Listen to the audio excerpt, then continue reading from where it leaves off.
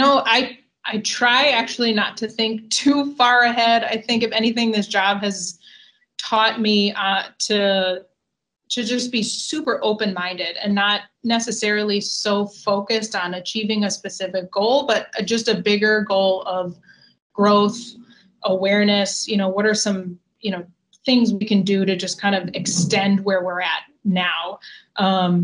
So that's, obviously we'll get into retail. We want to grow e-commerce. We'll be looking to do some sort of brand awareness study with the community at some point, but I think it's just growth. In a company this size, what can you do to just always be growing?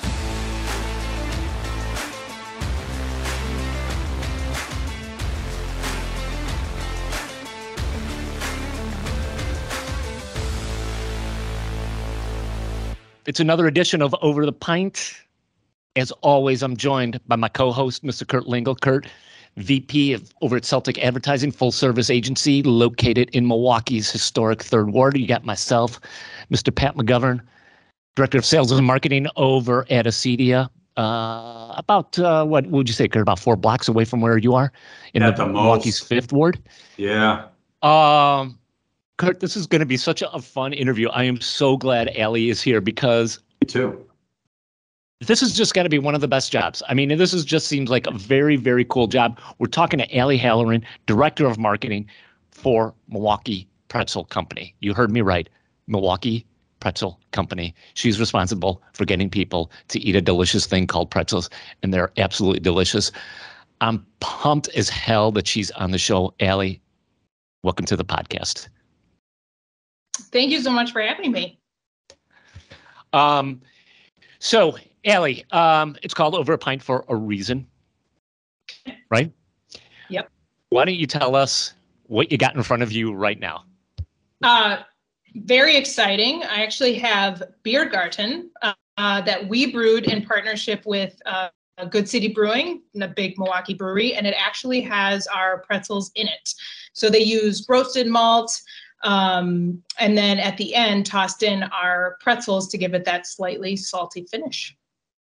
That's awesome. And we're all drinking that today. I picked up some, dropped off some with Kurt last night. It's freaking delicious, right, Mr. Lingle? Well, anytime someone drops beer off on my porch, I'm glad you dropped off too, Pat, because I had one when I got home. I put it in the fridge, chilled it for a little bit, and I had it. It was very good. Allie, we were talking before we recorded. Loved it. Very good. Pretzel beer. What's not to like? A tasty Thank beer. You. Yeah. We're really excited about it. It's a great partnership for us. And we think it's a very nice complement to all the Oktoberfest lagers that are out there at the moment. I love it. It's a great way to extend your brand. I think it's very cool. Good City is a really cool brand itself. It's just a smart partnership. And I'm just dying to dig in to you, Allie, what you're doing, how you're marketing things. But let's, before we go too far down a path here, Allie, why don't you give everybody kind of just a little bit of background about you, who you are, and how the heck you got involved with Milwaukee Pretzel? Yeah, sure. So I actually got a master's degree in health communication out in Boston, where I'm from, and figured I would spend my marketing days working in healthcare, and did that for quite some time. Did it both on the agency side, and then actually was fortunate enough to work over at Children's Wisconsin, which is a really wonderful brand to work for. And then actually while I was there, my manager, Matt Wessel, who we really hit it off and had great chemistry and accomplished some really fun, cool things, left to join his wife, Katie, pretzel company. They started this. They lived in Germany for a year, came back, could not replicate the Bavarian soft pretzel. So she started baking out of a condo. And then they slowly kind of grew to now we actually own our own building. So even though my background and kind of my personal interest is really in the healthcare space, just loved working with them. And actually, while I was home on a maternity leave, sent him a PowerPoint saying, I know I've been bugging you for a couple years, when you're ready for a marketing person, but here's a PowerPoint I put together of what I think I can do for your brand. Just kind of came in totally cold. put it in Comic Sans font just for a little slice of humor in there. And kind of from there, it just kind of evolved to the point that they were ready to bring somebody on to certainly help with marketing, but also kind of in the event space. And a couple months later, we kind of threw a job description together and put my notice in at Children's and kicked off here. Wow. Yeah. So, okay, hold on a second. So you're on maternity leave. Yep. And hey, just in your spare time, I'm going to put together this real quick PowerPoint deck. Is that what I'm hearing? Yeah, pretty much. Yeah. So I mean, what did you talk about in that PowerPoint deck? Give us a little bit of insight. Yeah, I really just thought kind of through, okay, so there's this brand and they make Milwaukee pretzels, and I am an admitted never liked soft pretzels, was not the person like, don't get me that at the movie theater, the ball game. I don't understand why you'd pay for that. Right. It's dry, crusty white bread and nasty cheese sauce. So it really wasn't until I tried their pretzel that I fully got it. And I was like, okay, this makes perfect sense. Milwaukee's a German town, the brewery history. This is something I want to be a part of. So I just kind of talked about what I thought I could do with the brand from, certainly an awareness standpoint, but then also, on the event side of things, how I could help activate against that. Social media was in there, partnerships, those kind of things. I mean, it was very coming in cold, kind of probably a little out of nowhere, but it really kicked off some good conversations between, ultimately the three of us, and that got the ball rolling. Cool story. Why do you think, Allie, that Matt made you one of the first hires? Why? What about you? What about the idea of marketing made him want to say, yeah, we have to do this? Because so often with startup businesses, mm-hmm. marketing's typically not the first one. You got a salesperson, you have an operations person, right? Even mm-hmm. you could argue maybe even something in IT, right? Yeah. But why marketing? Yeah, so I think, I quickly followed their first corporate hire, which is our director of operations. So you're right. Yeah, that he came first. I was about a year behind. And, there was, we have a sales structure that was in place, but again, very nimble, very kind of pulling up by your bootstraps kind of thing. And I think with marketing, what I really saw myself as was somebody that could add revenue to the bottom line. You certainly have your sales guys, but that's kind of its own little world. And really what marketing can do, and then certainly with COVID, was e-commerce and bringing that in. That's something I oversee both on kind of the operations side, but then also the marketing kind of funnel filling side of things. So I really looked at it as here's another person in your wheelhouse that's going to drive profitable revenue for your business in a lot of different fun, cool ways. So that's kind of the crux of it, really. Got it. So take us into this, Allie. Is you put together the PowerPoint, Matt takes a look at it and he's like, yep, I got to have you a part of the team. So what's okay, you get there. Now what? Explain to us the role as it was then and maybe how it's evolved now, just to give us a sense. Day one. Yeah. Day one. Day one was, kind of comical in that I went from working in, your typical kind of cube farm to there's 4 of us crammed in this little office. I didn't even have a desk. I sat in this old kind of chair and, but I have to tell you, I loved every single minute of that day because you could just sense that we're on the path to building something really cool. So the challenge for me, there were kind of day one event tasks and social media, you can kind of, as a marketer, you can do those, pretty quickly. But one of the first things I did was put together our brand architecture, and that includes mission, vision, values, certainly the creative side of things. What do we want our brand to look like? Our tone, how do we want to sound? to create some consistency there. Certainly externally, sales, social media, the website, all of that.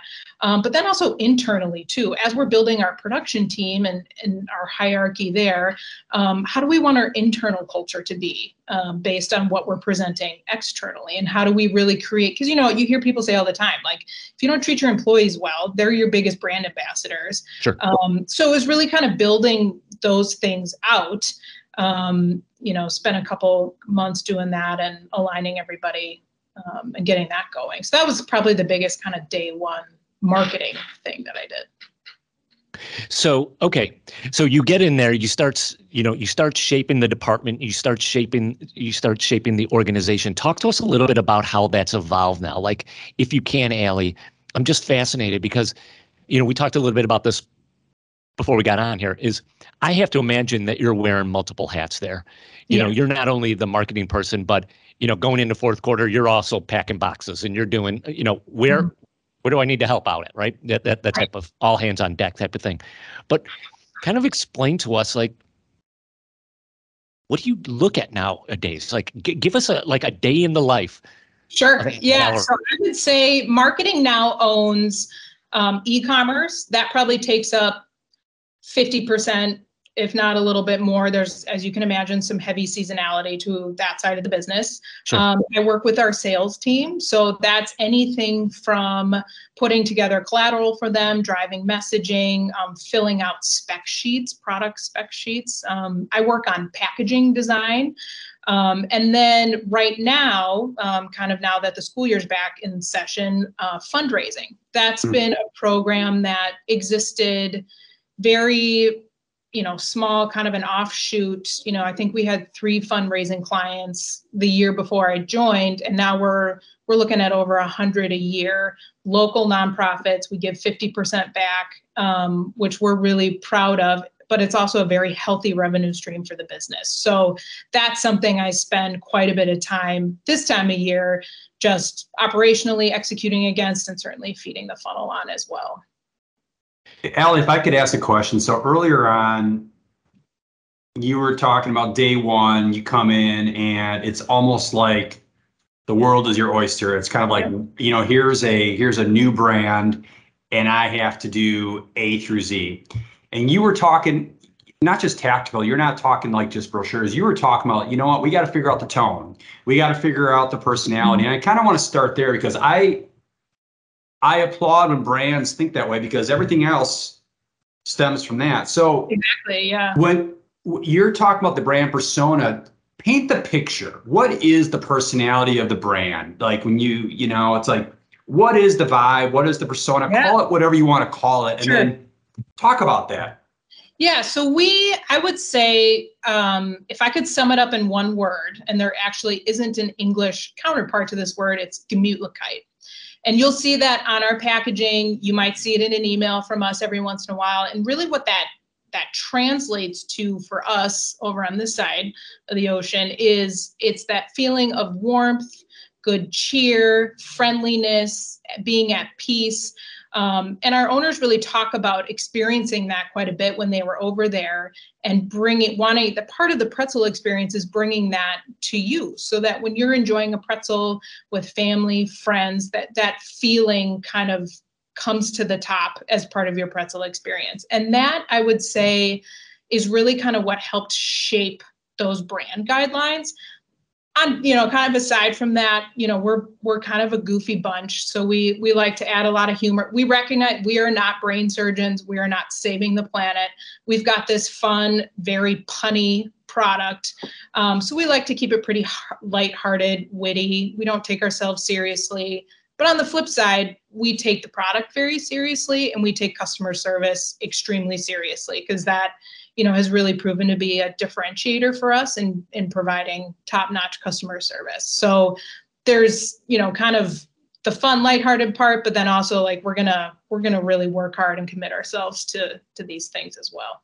You know what's cool about that though is for just full transparency, I experienced a lot of Gemütlichkeit when I was in Germany. So we'll take that for what But yeah, exactly. But what I love about that though is I think that's pretty cool because from a brand perspective, you could, I mean, check the box. You have to have a good product, and it is really good. We were talking earlier. I've had your product many times. It's delicious. Great pretzels. But, you know, to just say we sell pretzels, well, almost you're kind of forcing yourself into that. It's like a commodity bucket. Like, I love how you said it, like, no. Yeah, we sell pretzels, but we're selling fun, warmth, and it's kind of cool. And it's so it paints the picture of what your brand, how your brand thinks, and the types of people inside. I think it's pretty cool. You get it.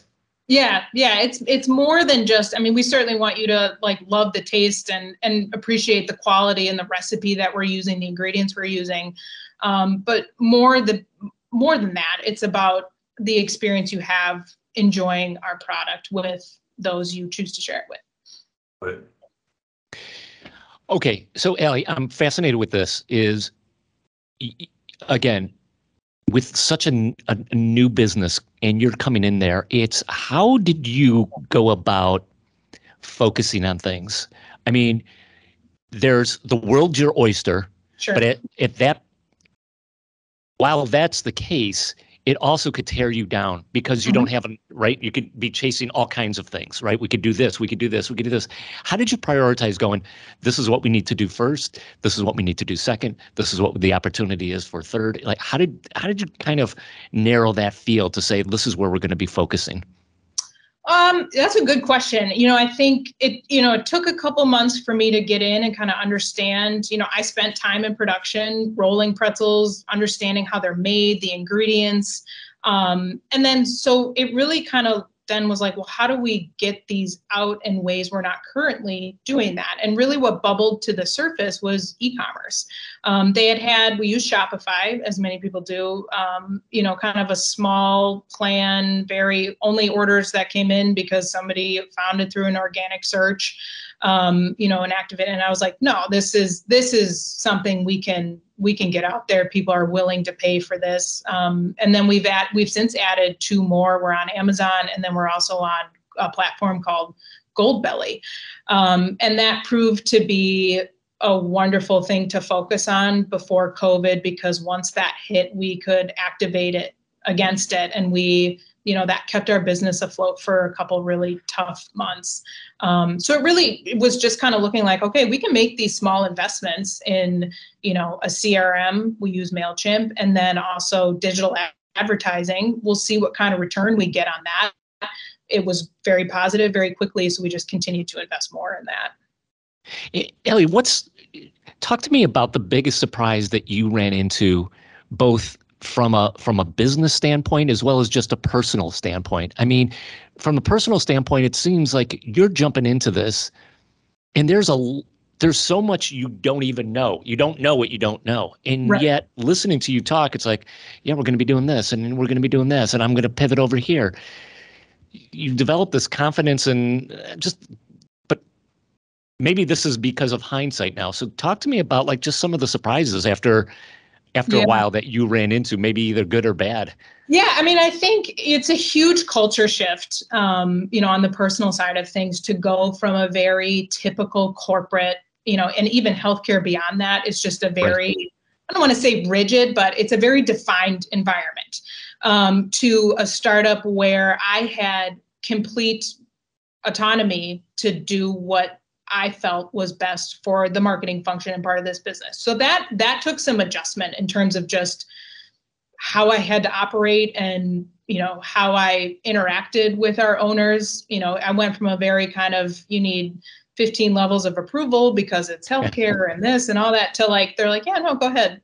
So you just kind of have to, you just start doing stuff you think is cool. And I know that sounds probably kind of flip or whatever, but they just gave me a lot of freedom to try things and see what worked and what didn't. And just as things grew, we invest more in that. We keep trying new things. I mean, I wouldn't say, I'm any more confident now than I was the day I started, just because the business has changed so much. So you're always learning new things. We're tackling retail media networks at this point. I have no idea how that's going to pan out for our brand, but we want to try it and we're going to invest in it and try and keep up with how that space is emerging. So I think it's just always feeling confident about your ability to try things and pivot when you need to. That's awesome. From a competitive perspective, I want to get some insight on this a little bit too. My philosophy, like when you're in a beer town like Milwaukee, I've always said there's no excuse to have a bad beer. If you have a bad beer, move on, right? Yep.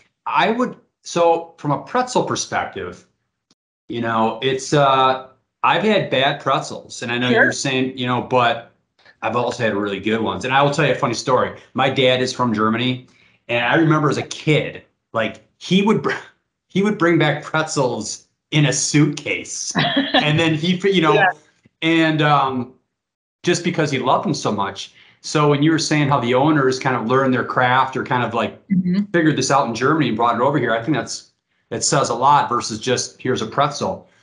Paint the picture from a competitive perspective, because you would know better than Pat and I, but it's not like I can't really recall pretzel companies around. I mean, burgers, sure, but it seemed like there was an opportunity here too, not just talk about that. No question. In terms of pretzel twists, there really wasn't anyone doing specifically the Bavarian style pretzel, which is typically rye, malt, wheat, butter, compared to super pretzel, which I know we've all heard of, which is basically white bread with a baking soda coating. We have lye machines that put that authentic lye coating on top that gives it that really pretzel-y tang kind of in the back of your mouth.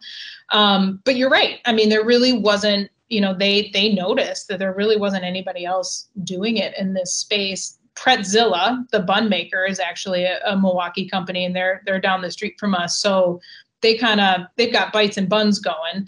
But yeah, there isn't really anyone else doing that. And that certainly gives us leverage, but because of the ingredients we use, we are typically higher priced. So that obviously presents some challenges when you're looking at, a small brewery or tap room that, we want to serve food, but it has to be really cost effective. And, you've got competitors that can come in because they're so huge and they can do it for pennies and we can't. So we really try and sell them on that quality piece.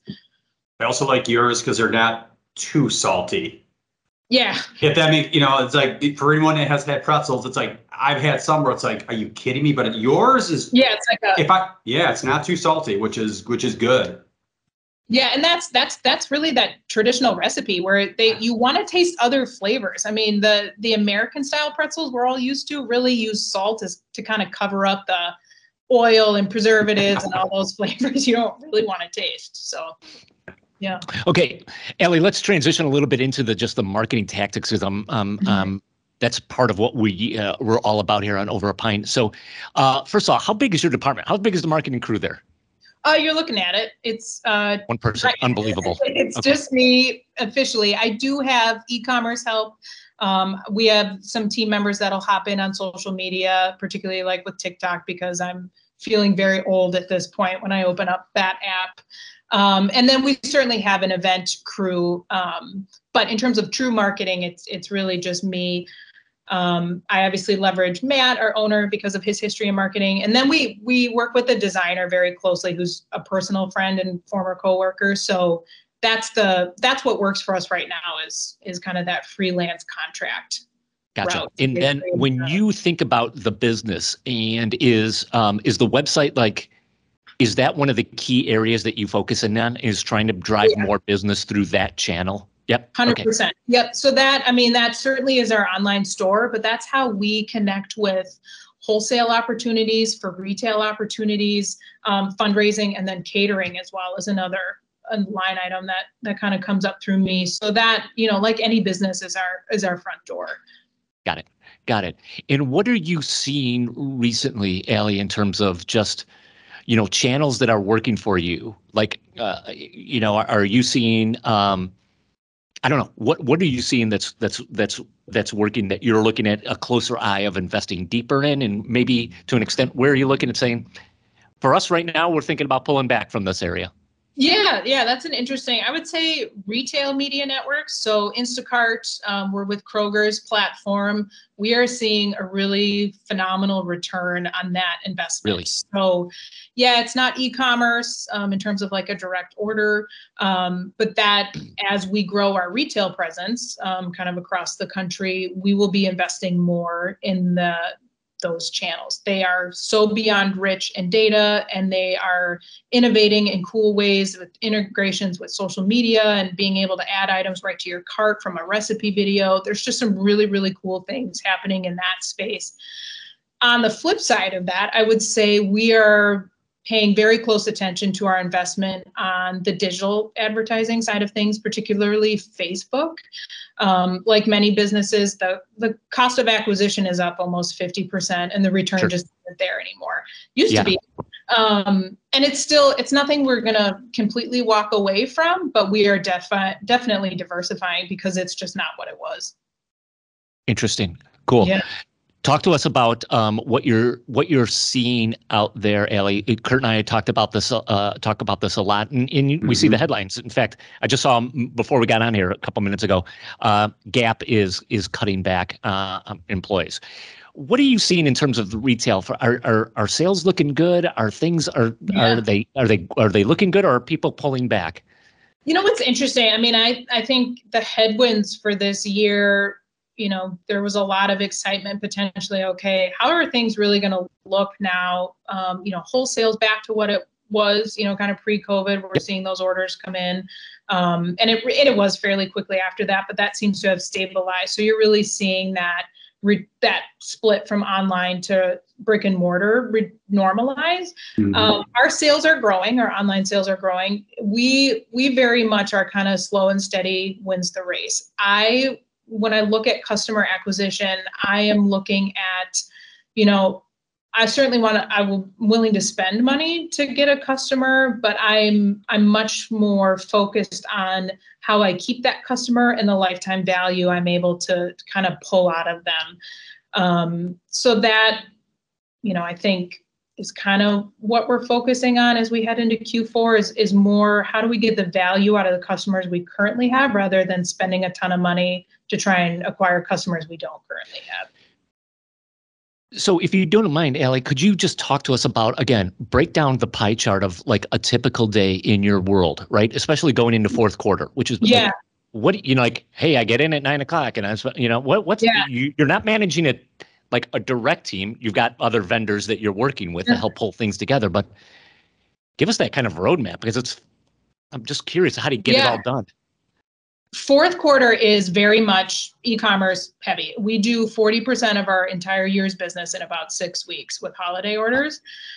So that's, the work now is coordinating everything from, the boxes to making sure we have enough dips to go along with our holiday packs. And believe it or not, there's a mustard seed shortage and a nacho cheese shortage of all things. So we're managing our relationships around the supply there. It's what kind of advertising are we going to do? We talked about a little bit before, we've tried some traditional routes and are very, very happy with how that's going with some out of home and then also some local radio. So my hope is to be able to do some more of that around the holidays. But that whole work gets done now. And then, because once it hits Black Friday, it hits and it is all hands on deck till the week after Christmas in terms of just customer service, managing, scheduling orders, making sure we're telling our production team, here's what we need from an e-commerce side in terms of the amount of pretzels and kind of cranking on that for 6 weeks. It's busy, very busy time. Allie, from a brand recognition perspective, how much control do you have at the retail level? We were talking earlier, it's like, there's different restaurants and pubs and bars, breweries where I've had the product, and I'm trying to think now, and I can't recall, is it promoted as a Milwaukee pretzel or how much? Because to me, there's opportunity there. So I'm curious, does it depend on the retail partner and how they push it, whether it's through the menu, whether it's whatever? Yeah. How does that work? Yeah, it's very scattered. I mean, I think that's one area we are continuing to try and see, now that everybody's using these digital menus like Toast Tab, are there branding opportunities there for us to make sure, because now you're not printing new menus, it's digital, you could tweak it. But it really is kind of all over the place. We work, when we bring on, directly through us, we try and get point of sale materials out to them for them to post. So it's a very, very granular, very kind of one-to-one. It's not, I would say that's an area we definitely could, improve upon, but it's also kind of just the industry. When you're a wholesaler, you just don't always get the recognition, and that's just what it is. Yeah. So for example, I was just curious because this is pretty cool. So walk us through this a little bit. So the design, obviously breweries and craft breweries are definitely known for their design. I think it's one of the cooler things. So was this something that your team was a part of in terms of designing? Your designer worked with Good City, or Good City came to you? How did this work? Yeah, so Good City was super kind enough to just say, hey, here are the specs, go crazy. And this guy right here, he's actually he's a character. He's the Bavarian Beast. He's on all of our retail packaging. He's on our e-commerce packaging. And he's kind of the beastification, personification of our 1 pound pretzel. That's something we've trademarked. So he represents that. So to see him in his Oktoberfest gear with the Stein and the pretzel on a beer can is pretty cool. And Good City actually came up with the name. We went through a pretty long list, but it was all that can design really came from wanting to create an Oktoberfest feel. It's not an Oktoberfest beer, but obviously, our push this year with our advertising is to really own Oktoberfest season as the pretzel of choice, so to speak. I think it's a fun design. It fits your brand. Right. That's the first thing I noticed right away. I'm like, it's not what I would expect from a Oktoberfest beer. It's not an Oktoberfest beer, but it's fun. And when you're describing your brand, it's like, this is totally, there's a lot of kabuki going on here. Yeah, he's kind of a riff on there's griffins in the Bavarian flag. So you'll see him all over Milwaukee Pretzel now and again, makes an appearance. Yeah. Ellie, when you get home and you, after a long day, put your feet up, or crack open a pretzel beer, where are you seeing like the biggest opportunities for the brand? That's a good question. I mean, I think, e-commerce will continue to grow and build. And that is exciting to know that we've shipped packages to all 50 states. To add depth to that is great. But I do think our biggest opportunity particularly on the branded side of things is retail, grocery, getting those frozen, either 1 pound pretzels. We also have a second SKU of 6 little pretzels across the country is kind of where I see, the brand heading, and using the digital tools that are available to do that is kind of, that's what gets me excited. That's what I think about.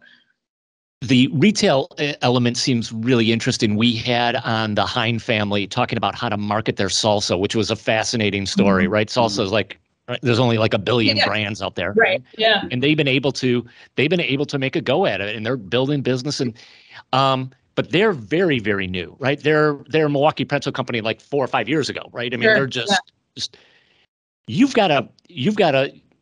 got the wind in your sails right now. You've got a brand that's going. You've got sales that are going. You're doing, things with different companies. How easy is it for you now to break into the retail space? Is it a fairly easy ask? Is it a fairly easy, in, or are you still like are there still a lot of speed bumps for you guys?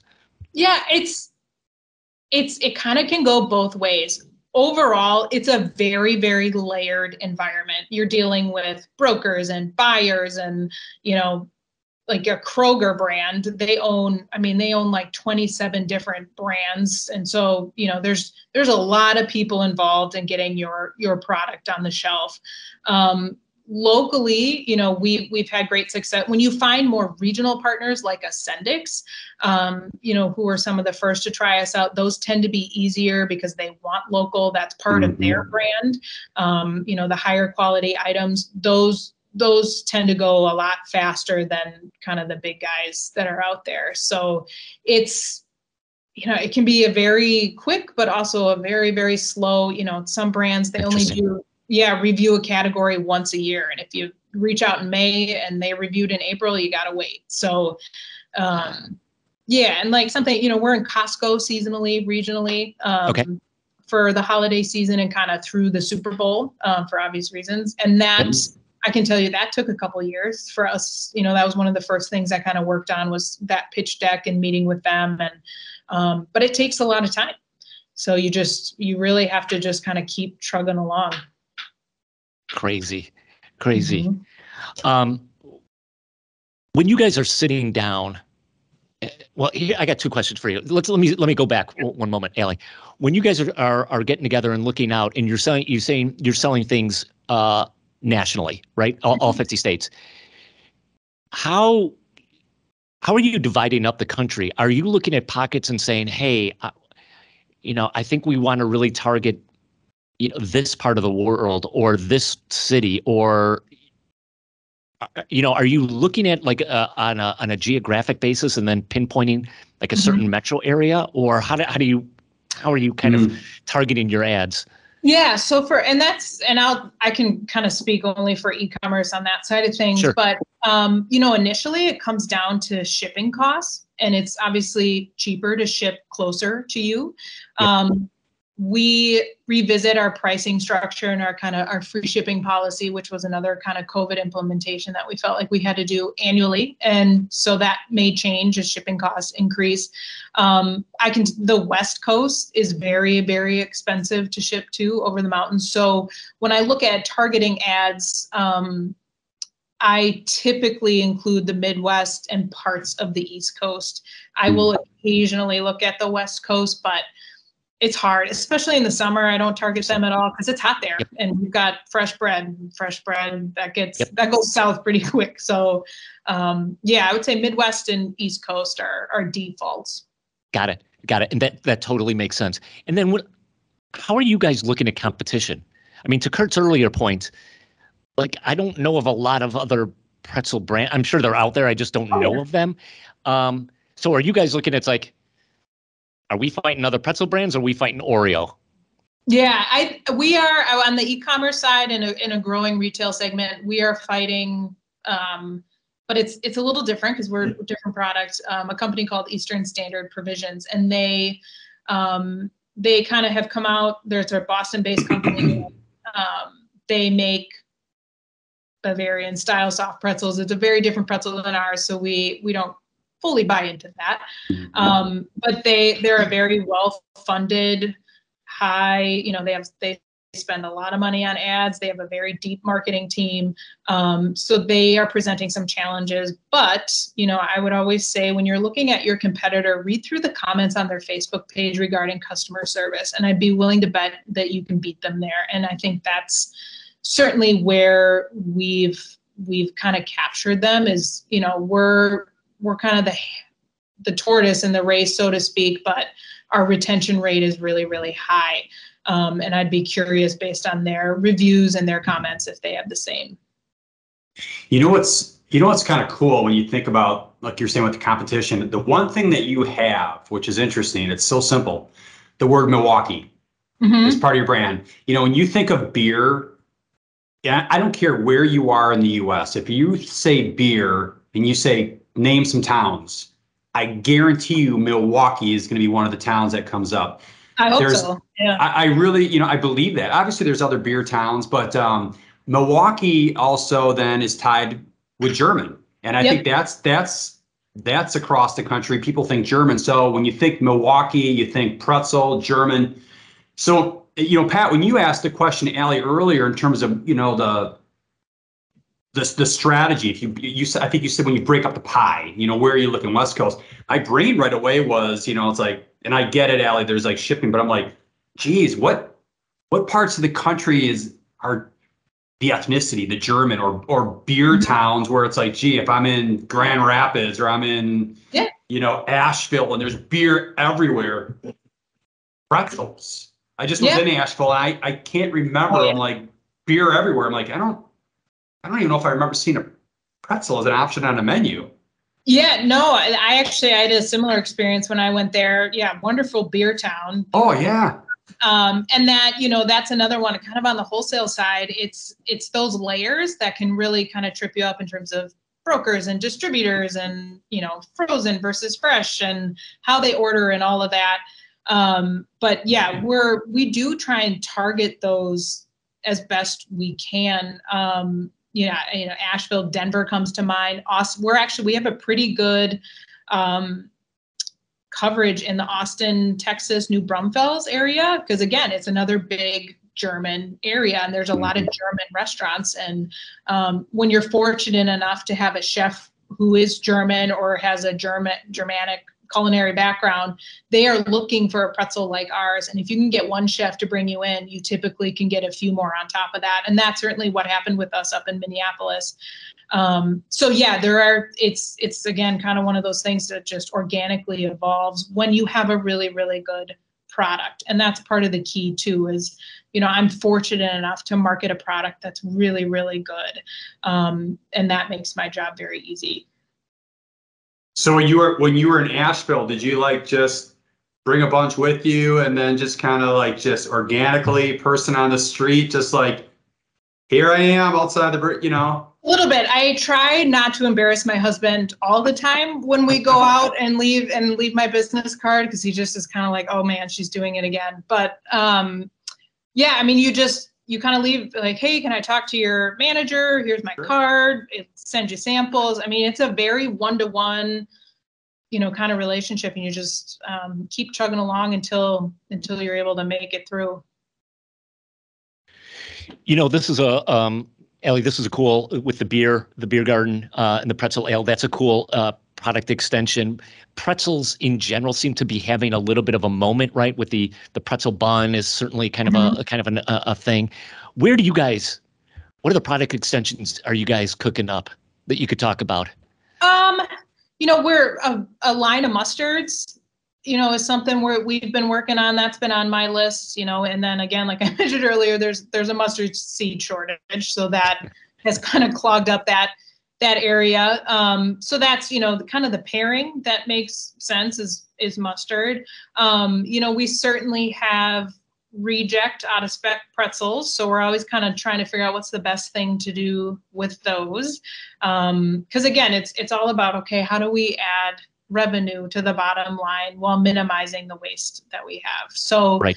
I would say probably the biggest thing is mustards, and we're fingers crossed 2023 holds hope for us there. Supply chain outside, let's just put that off on the back burner. Allie, what's keeping you up at night?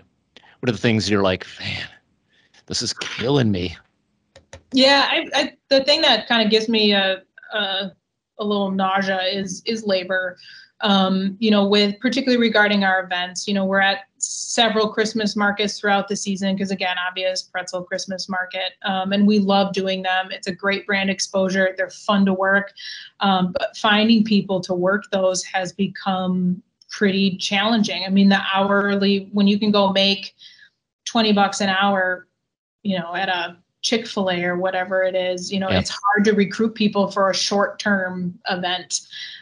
So that's certainly kind of the biggest thing I would say is labor. And, we're always looking to add to our e-com team during the holidays to help pack boxes, and, labor is a concern there as well. Allie, you are director of marketing. You are married, got a family. You've got a lot of stuff going on. I mean, you're burning the candles at both ends with a blowtorch in the middle, right? Yeah. I mean, yeah.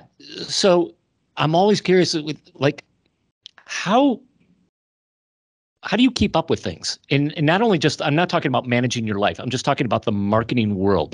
What are the inputs? What are the content? What are you consuming to stay as sharp as you are about what's going on and where you need to move, and keeping yourself is ahead of the pack? Sure. I find LinkedIn to be very helpful. Just the connections I have and some of the content they post or they link to has been very valuable. And there are times maybe I'm doing a bottle at night that I can kind of flip through that. And then podcasts, honestly, there's a couple really good CPG. There's, you guys, marketing that's probably when I have a 20 to 40 minute window, I'll throw on a podcast and listen to it. Then my hope is to get back to some in-person kind of conferences in the next year or two, but I would say LinkedIn and podcasts at the moment. Gotcha. Hey, Pat, if I could ask one of my final questions, just because, Allie, you've been a marketing practitioner, a brand practitioner throughout your entire career in different industries. So from a brand perspective, what brands are out there that you're just digging? It's like, I see, you could answer that however you want to. It could just be you just dig the work, the creative work, you dig the brand, like just a brand or two that you really admire for what they do, but also just the messaging, something that maybe you model after. You say, that's cool. Yeah, I think the two that bubble up, again, being an East Coaster, is certainly LL Bean. I think, kind of what they stand for, the style, it's very New England. So it gives me kind of, all the feels from my childhood. And they for a very long time had a lifetime return policy. So again, there's another big brand that stands behind their product with exceptional customer service, and I'll, stay with them because of that. More locally, particularly on the social media side, I think Quick Trip is just killing it. It's so funny. And what they built as a brand around a gas station just blows my mind. And just the partnerships they have with kind of more local celebrities, and, like the fact that their bananas are like famous and they've got t-shirts and underwear surrounding that, all of those product extensions, it's just fabulous. It's hilarious to me. So I enjoy them. Allie, what do we got coming up for you? What are some of your goals in the next 1, 3, 5 years? Ooh, I try actually not to think too far ahead. I think if anything, this job has taught me to just be super open-minded and not necessarily so focused on achieving a specific goal, but just a bigger goal of growth, awareness. What are some, things we can do to just kind of extend where we're at now. So that's, obviously we'll get into retail. We want to grow e-commerce. We'll be looking to do some sort of brand awareness study with the community at some point, but I think it's just growth. In a company this size, what can you do to just always be growing? We peppered you with a bunch of questions, but Allie, what's something that we didn't ask you that you wish we did ask you? Oh, I don't know. That's a good question. Honestly, I feel like you guys did a good job. I don't know if anything comes. All right. That's what I love to hear. That's a good answer. That's a good answer. You're making us look good. You guys did a great job. Hey, you guys couldn't ask me these 5 questions, but no, good. Yeah. Allie, this is awesome having you on the podcast. Thank you so much. You came onto my radar about 3 years ago. I was impressed with you. I saw you speak at a conference. I reached out to you because I didn't even realize there was a person who was marketing a pretzel brand, and it was like, damn, I had your product. I love it. And you're marketing. Keep up the great work. And now 3 years later, you're on the podcast. So thank you so much. Thank you for being so open and making some time, because I know you got a crap ton going on. Allie, you've got the last word here. How do people find out more about you? How do people find out more about Milwaukee Pretzel? You've got this time. Use it. Do what you need to do. Yeah, I will do a completely shameless plug. And if you want to learn more, you can visit us at MilwaukeePretzel.com. Certainly sign up for our emails. We'll send you some discount codes and hopefully just get a few new pretzel fans out there. Excellent. Works for me. And guys, if you're looking for something, I mean, this is, I'm going to just go in a little bit because I've given this out as like gift baskets. I've given pretzels out a lot, and it's a fun freaking gift, man. And especially for when you're thinking about family members or other people who just like who've got everything. It's delicious. It holds up extremely well frozen, and then you can defrost them. It's a really, really cool product. Allie Halloran, thanks for being on Over a Pint. You're awesome. Thank you so much. I appreciate it. Cheers, everybody. Prost. Cheers. Prost.